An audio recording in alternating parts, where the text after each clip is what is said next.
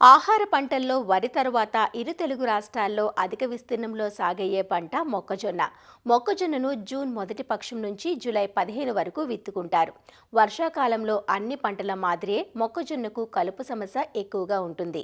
గడ్డి జాతి, వెడల్పాకు కలుపు మొక్కలతో పాటు తుంగ సమస్య కూడా చాలా వరకు ఉంటుంది.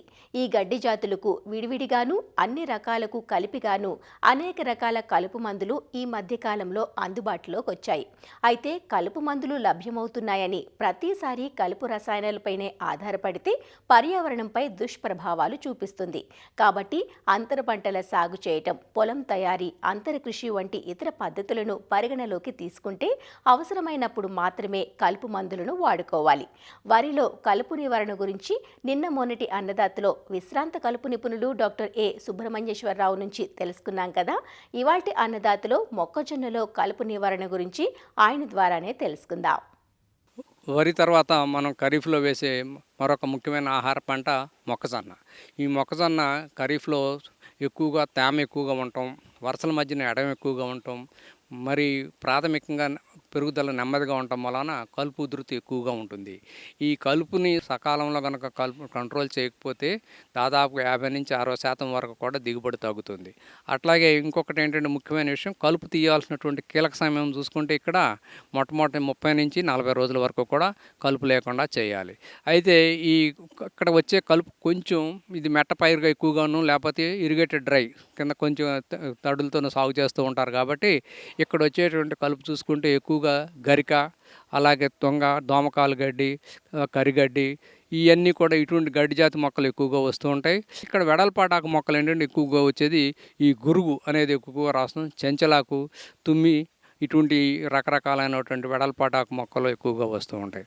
అయితే ఇక్కడ మనం 2-3 దశల్లో కలుపు యాజమాన్యం చేసుకోవచ్చు. ముఖ్యంగా ఏంటంటే మొట్టమొదటగా వేసవిలో లోతుదుక్కు చేసుకుంటే చాలా వరకు కూడా మనకు ఉపయోగం ఉంటుంది.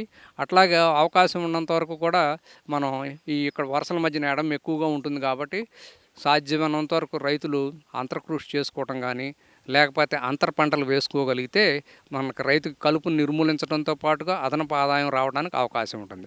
కానీ తప్పనిసరి పరిస్థితుల్లో కావాల్సి వచ్చినప్పుడు మాత్రం రసాయనాలతో చేసుకోవాలి.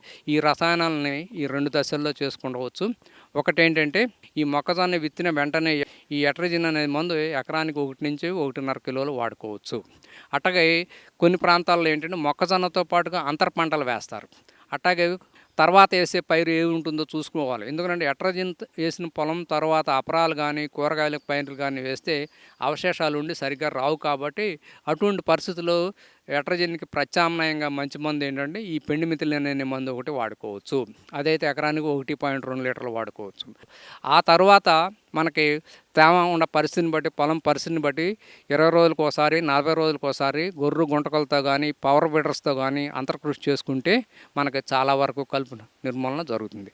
అయితే ఇక్కడ ఏమవుతుందంటే మనకి కంటిన్యూస్గా రెయిన్స్ పడినప్పుడు వర్షాకాలంలో గొర్రు గుంటకలు వేయటం కుదరనప్పుడు, అట్లాగే దొరకనప్పుడు ఏంటంటే ఇప్పుడు మంచి మందులు ఉన్నాయి, చక్కటి మందులు. మనం ఒకటేంటంటే మీసోట్రయాన్ ప్లస్ ఎట్రజిన్, దాన్ని మార్కెట్లో క్యాలరీస్ ఎక్స్ట్రా అనే పేరుతోనూ, మెసట్రాక్ అనే పేరుతోనూ రకరకాల పేర్లతో దొరుకుతుంది. ఇది ఎకరానికి 1.4 లీటర్లు కనుక మందు కనుక పిచికారీ చేసుకుంటే మొక్కజొన్నకి ఎటువంటి ఇబ్బంది లేకుండా మొక్కజొన్నలో వచ్చేటువంటి అన్ని జాతి కలుపు మొక్కలని చేసుకోవచ్చు. కేవలం గడ్డి జాతి మొక్కలు మాత్రము, వెడల్పాటాకు మొక్కలు మాత్రమే ఎక్కువగా ఉంటే కనుక టెంబోట్రాయన్ అనే ఒక మందు కూడా మనకు ఎకరానికి 120 ml చొప్పున చేసుకోవచ్చు.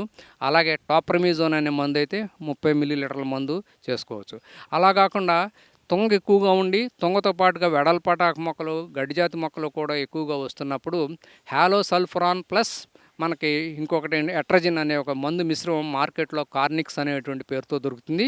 ఇది ఎకరానికి 500 గ్రాములు కనుక మనం పిచికారీ చేసుకుంటే తుంగ, వెడల్పాటాకు మొక్కలు, గడ్డి జాతి మొక్కలు కూడా చాలా వరకు కంట్రోల్ అవడానికి అవకాశం ఉంది. ఇంకా కొన్ని ప్రాంతాల్లో రైతు సోదరులు అంటారు, ఎక్కువగా కొన్ని ప్రాంతాల్లో కేవలం తుంగ ఎక్కువగా వస్తుంది 35-40 రోజులప్పుడు కూడా. ఆ టైంలో ఏం పిచికారీ చేసుకుంటే బాగుంటుందంటే, ఒకటేంటంటే ఎప్పటి నుంచో ఉండేటువంటి మందు 2,4-డిఅమైన్ సాల్ట్ అనేది ఇక్కడ కూడా వీడ్మార్ సూపర్ అనేది ఎకరాన్ని 400 మిల్లీలీటర్ చొప్పున పిచికారీ చేసుకోవచ్చు. ఇది చాలా చౌకైన మందు. అలా కాకుండా ఈ హ్యాలోసల్ఫరాన్ అనేది సెంప్రా అనే పేరుతో దొరుకుతుంది. ఇదైతే ఎకరానికి 36 గ్రాముల మందు మనం 200 లీటర్ నీటిలో కలుపుకుంటే తుంగ మొక్కలు చనిపోతాయి. అయితే ఈ 2 మందులు మాత్రం కేవలం తుంగ, వెడల్పాటాకు మొక్కలు మాత్రమే కంట్రోల్ చేస్తాయని చెప్పి రైతు సోదరులు గమనించాల్సిన కోరుతున్నాం. రేపటి అన్నదాతలో అపరాల పంటలైన మినుము, పెసర, కంది, సోయా చిక్కుడులో కలుపు నివారణ గురించి తెలుసుకుందాం.